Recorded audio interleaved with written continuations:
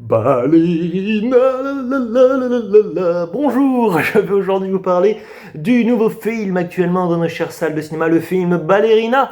Ballerina spin-off qui nous retrace l'histoire du personnage d'Eve Macaroni, je ne sais plus, bref, le personnage d'Eve, interprété par Ana de Armas.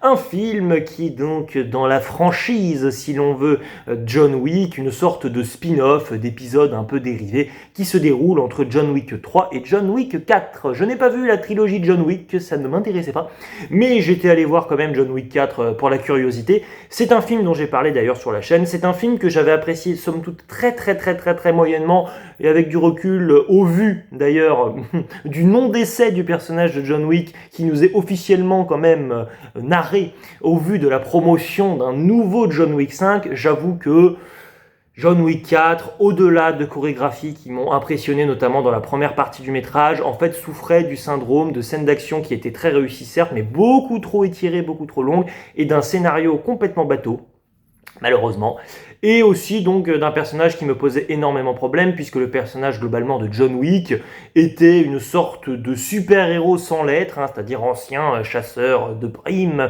et tueur à gages plus exactement, qui en tant que tel, bon là, se fait éclater par une bagnole, fait des chutes monumentales très haut avec des étages parisiens, mais ce n'est pas grave, il arrive à se remettre très rapidement là où ses ennemis ne récupèrent pas aussi vite que lui. C'est assez particulier et globalement ce film Ballerina, je ne l'attendais pas. Je dois bien l'admettre, ce n'est pas donc une saga qui m'intéresse, vous l'avez compris, je n'ai vu qu'un opus sur les 4, mais il y avait quand même Ana de Armas qui est une excellente actrice, mais que je ne trouve pas forcément très judicieuse en termes de choix de film depuis 2019, parce que 2019 était une grande année pour elle puisqu'elle avait le rôle principal dans À couteau tiré, mais depuis c'est très compliqué, c'est-à-dire qu'entre Cuban Network, qui est une abomination sur pattes que je n'ai pas revue d'ailleurs depuis, mais aussi une très faible apparition dans James Bond, alors qu'on nous vantait quand même une sorte de James Bond girl, donc un personnage bien plus présent dans le métrage, il n'en était rien. Des films qui ont plus ou moins fait polémique d'ailleurs, bon c'est comme ça. Et là, à l'arrivée, j'ai envie de dire encore un choix de film assez particulier. Quel est le synopsis de ce film? Eh bien, c'est tout bête. Nous avons donc le personnage d'Eve, donc interprété par Ana de Armas, qui voit son père mourir et elle veut se venger du clan qui l'a tué. Son père, elle l'a vu de ses propres yeux, son père mourir quand elle avait seulement quelques années. Elle était très fan de ballerines et de danse avec son père, un moment complètement cocasse et rocambolesque en début du film, illustré par mon début de vidéo par ailleurs. Et elle veut donc se venger. Pour cela, elle intègre une école de ballerines, mais qui est donc surtout le clan d'une directrice, une pseudo Rossi de Palma du Pauvre, en gros, qui évidemment aussi noue des contacts avec évidemment John Wick, sinon ce n'est pas drôle bien sûr, et donc Ana de Armas va au cours de ses missions, et assez vite d'ailleurs dans sa jeune carrière, eh bien elle va, alors qu'elle a environ une vingtaine d'années on va dire, qu'est-ce qu'elle décide de faire? Eh bien elle décide de retrouver le clan qui a tué son père pour se venger, ce qui va donc l'amener dans un village pas en Haute-Savoie, mais ça pourrait, dans les montagnes avec de la neige, où elle doit affronter le chancelier qui est donc le chef du clan dont elle veut se venger, sachant que le chancelier, précision, est aussi tout simplement un kidnappeur, mais un kidnappeur d'enfants certes, mais un kidnappeur de sa propre petite fille, puisque sa petite fille va être amenée un jour pour lui succéder justement à devenir elle-même la chef du clan pour perpétuer visiblement de ce qu'il dit 1000 ans de règne visiblement dans un village peuplé uniquement de truands. Il ne choisit pas comme héritier son fils parce que on ne sait pas trop pourquoi, mais évidemment son fils est aussi dans l'aventure puisque Ana de Armas va passer par son fils dans l'un des hôtels à un moment donné pour justement localiser le grand-père et aller justement dans ce fameux village dans la montagne pour se castagner avec tout le monde sur fond d'un John Wick amené au chausse-pied, c'est le cas de le dire, dans ce métrage. On aurait pu clairement évincer John Wick de ce film qui vient presque apporter une sorte de dose de misogynie à la fin du métrage, plus qu'autre chose, sachant que l'acteur principal, à savoir Keanu Reeves, dans les autres films John Wick, semble ici particulièrement fatigué, pour ne pas dire à moitié dans le coma. Enfin vraiment, ça fait très peur. Je crains pour John Wick 5, parce que là, s'il reprend pas des vitamines, le vieux, il va vraiment avoir du mal. Là, c'est compliqué. Alors, lors, paradoxalement, des scènes d'action, notamment un moment avec le personnage donc de Ana de Armas, John Wick, on le sent en forme, tout va bien.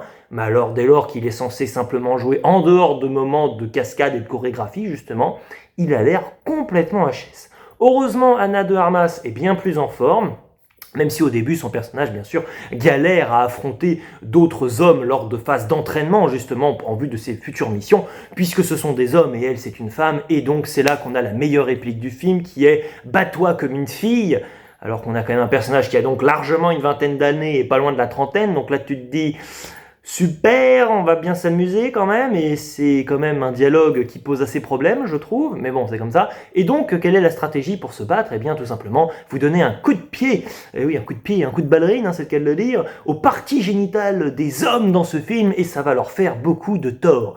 Je crois même à un moment qu'elle utilise cette technique contre une fille, d'ailleurs, enfin contre une fille, entre guillemets, plutôt contre une femme, du coup, ce qui m'a plutôt amusé, mais le film, en termes d'action, justement, passe très vite, donc, évidemment, tout défile à une vitesse folle, avec quelques faux raccords, d'ailleurs, pour l'occasion, mais bon, globalement, encore une fois, d'un point de vue des scènes d'action, c'était réussi, mais encore une fois, c'est beaucoup trop long. À un moment, on a même une scène avec un lance-flamme, alors tu vois l'idée, pourquoi pas, on te rajoute des ralentis, donc on te le fait une fois, d'accord, mais on te rajoute plusieurs ralentis, et en fait, on a une sorte d'overdose à un moment d'action, et c'est dommage parce qu'initialement, le film a des qualités, mais là, il en fait trop. Et ça, c'est vraiment regrettable. J'ai beaucoup aimé, il y a un moment, une sorte de plan séquence, bien sûr, avec des cuts, mais qui ont été raccordés numériquement, lors de l'utilisation du personnage de grenades pour essayer de s'échapper et d'échapper à des truands, à un moment donné, dans une boutique d'armes. Là, ce sont des moments comme ça qui sont fortement, oui, exagérés et qui sont complètement surréalistes, en fait, mais qui, justement, m'ont plu. C'est-à-dire que là, de ce point de vue-là, même d'un point de vue du cadrage, c'est un travail léché, soigné, c'est appréciable en fait. Mais, le scénario est de nouveau comme pour John Wick 4, c'est vraiment ça, mais très faible. Et surtout, les potentielles pistes intéressantes sont bazardées en moins de deux. On a une relation avec un personnage, une sorte de twist vers le milieu du film, qui pourrait justement apporter de la profondeur à la dimension familiale en fait du film, mais non, c'est-à-dire qu'en 2 secondes, hop, le film dégage complètement cette piste qui aura eu un vrai potentiel pour repartir sur une trame, c'est ça, de vengeance, de clan, avec l'idée donc d'un village qui sur le papier est encore une fois intéressante, qui ne regorge que de truands. J'avoue que j'étais assez saisi en fait par l'intention du film à cet égard, j'ai trouvé ça intéressant sur le papier, avec même, on le sent, la relève. On a une école dans ce village où tu sens que les enfants s'entraînent à tirer sur des personnes avec tout simplement dans la cour de l'école des bonhommes en carton, des cobayes pour justement s'entraîner à viser avec des couteaux visiblement ou même avec des pistolets. C'est un peu le sous-entendu, on va dire, de cette scène, mais ça se cantonne, on va dire, à ce moment-là, à du sous-entendu. Parce que pour le reste, oui, c'est pas très finaux. Alors le film s'appelle Ballerina vraiment parce que c'est ça, on a des références aux chaussures un peu constamment. Elle envoie, c'est ça, elle envoie, bon, à un moment, elle donne des coups de pied, bon, aux parties génitales donc des hommes, comme je vous le disais. Elle envoie quand même régulièrement des patins à glace parce qu'on se trouve là dans la montagne. Mais enfin bon, j'attendais même un peu une sorte d'idée, un peu de chorégraphie de sa part. Alors ça aurait été assez cliché, mais bon, comme c'est une super ballerine, elle utilise ça pour se battre. Mais en fait, bon, les chorégraphies qu'elle utilise ne sont pas forcément liées à un passé dans la danse quelconque, donc c'est un peu dommage. Elle fait une incursion donc à un moment donné dans un hôtel. Bon, alors moi j'ai toujours du mal avec les hôtels dans l'univers de John Wick, c'est-à-dire que bon, il y aurait un pacte dans ces hôtels de non-agression si l'on veut.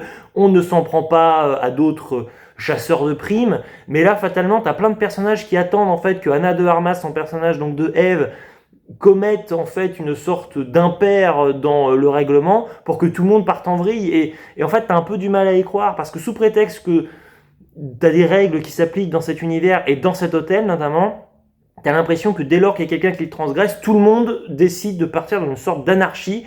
Et c'est beaucoup trop exagéré en fait, parce que c'est pas parce que quelqu'un fait n'importe quoi que là tout à coup vous allez vous dire allez, moi aussi je respecte plus les règles, je fais n'importe quoi, ça pourra, si jamais je me fais coincer à un moment donné, ça me servira d'excuse.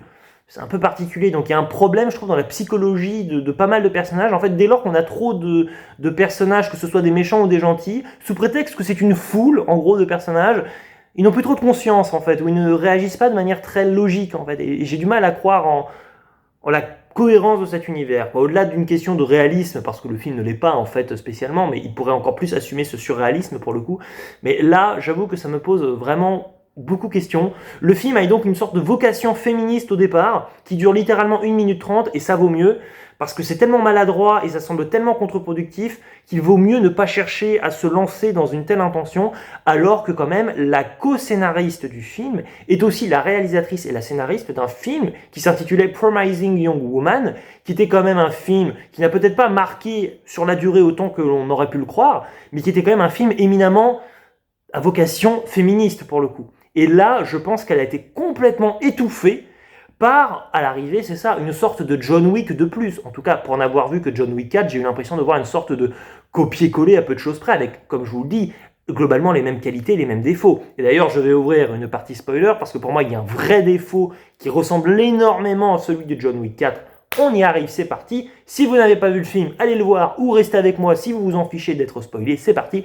Spoiler, puisque donc dans John Wick 4, le personnage est censé mourir à la fin, mais ça ne fonctionnait pas du tout. Ce côté un peu Logan dans Wolverine, le personnage qui semble immortel mais qui ne l'est pas et qui va mourir, ça fonctionnait dans Logan. Mais là, avec John Wick, ça ne fonctionnait pas, donc le personnage est censé mourir. Moi, je n'y ai jamais cru, et donc on a compris qu'il n'était pas mort parce qu'il y aura des suites. Bon, très bien, super. Et là, que se passe-t-il ? Patatras, le personnage donc d'Anna de Armas, donc le personnage principal, va essayer de venir en aide de la petite fille qui est prisonnière. En plus, vu que son père, à la petite fille, il est mort, il a été tué par le grand-père et par les sbires du grand-père, eh bien Anna de Armas est visiblement la seule qui peut encore sauver la petite fille. C'est ça l'enjeu. Et là, qu'est-ce que tu apprends à la fin du film ? En fait, non. Le père de la gamine était vivant. C'est juste qu'il était là à l'hôpital à la fin, mais ça va aller mieux, et c'est reparti pour un tour. Donc ça, c'est vraiment dommage, parce qu'en fait, c'est une saga qui n'ose pas faire mourir ses personnages. Et si vous n'osez pas faire mourir vos personnages dans un tel film d'action, déjà, d'un point de vue de la tension dramatique, ça pose beaucoup de soucis. Mais à la rigueur, même si vous ne vouliez pas tuer vos personnages, pourquoi pas, mais ne faites pas croire qu'ils sont morts, parce que là, pour le coup, c'est complètement artificiel de retrouver le personnage à la fin. Vivant, ce n'est pas possible. Autant dans John Wick 4, pour moi, c'était complètement foiré. Du coup, le message du film ne fonctionne pas, et il est même complètement ambivalent. Mais là, en fait, c'est une sorte de tour de passe-passe ridicule, parce que tu l'as vu mort, en fait, le gars. Tu l'as vu par terre, mort. Tu l'as vu se faire tuer. Et là, non. Donc, à un moment donné, c'est bien gentil. Je veux bien essayer, je dis bien essayer, de tolérer que, bon, alors là, voilà, le personnage d'Anna de Armas s'en prend plein la figure, bon, il ne meurt pas, allez, pourquoi pas, allez, on force un peu la suspension d'incrédulité, vous voyez, elle monte un peu comme ça en grade, on est dans le cinéma, allez, pourquoi pas. Mais là, c'est pas possible. Donc, aucun impact, c'est dommage. Bon, je referme la partie spoiler, pas grand chose de plus à ajouter. À la fin, John Wick, globalement, sauve le personnage de Ballerina. Donc bon, en gros, une femme n'est pas capable de se débrouiller sans un homme. Un peu le message, un peu dommage. Tant pis, c'est comme ça. Je referme la partie spoiler pour un film qui m'a donc agacé à certains égards, qui malheureusement avait du potentiel, mais un potentiel qui est complètement inexploité. C'est fort regrettable. N'hésitez pas dans les commentaires à me dire si vous avez apprécié ou non ce métrage, ou si vous comptez donc le voir. Me concernant, ce film, sans être le plus raté que j'ai vu cette année, n'est clairement pas dans le haut du panier. Il ne me reste plus qu'à vous dire ciao et à la prochaine.